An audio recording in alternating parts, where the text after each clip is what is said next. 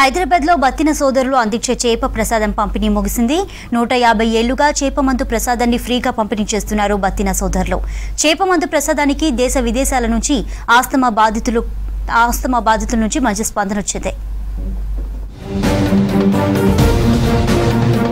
Hyderabad Nampally exhibition ground లో చేప ప్రసాదం పంపిణీ పూర్తయింది. కార్యక్రమానికి విశేష స్పందన వచ్చినట్లు నిర్వాహకులు తెలిపారు. ఏటా మృగశిర కార్తె సందర్భంగా బత్తిని సోదరులు ఈ చేప ప్రసాదాన్ని పంపిణీ చేస్తున్నారు.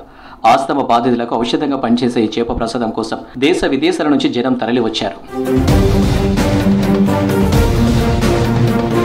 బత్తిని సోదరులు ఫ్రీగా అందించే చేపమందు ప్రసాదం దేశంతో పాటు ప్రపంచవ్యాప్తంగా ప్రసిద్ధి చెందింది.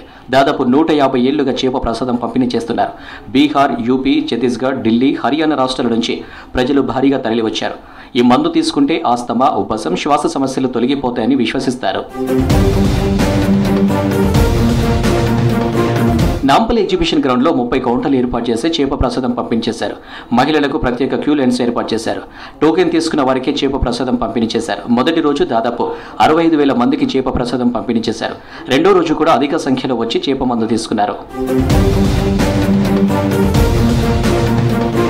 బత్తిని సోదరులు పంపిణీ చేసే మందుకు అవసరమైన చేప పిల్లను రాష్ట్ర ఫిషరీస్ శాఖ సప్లై చేస్తుంది. చేప ప్రసాదం కోసం వచ్చే వారికి ఎలాంటి అసౌకర్యం కలగకుండా అన్ని ఏర్పాట్లు చేసింది ప్రభుత్వం.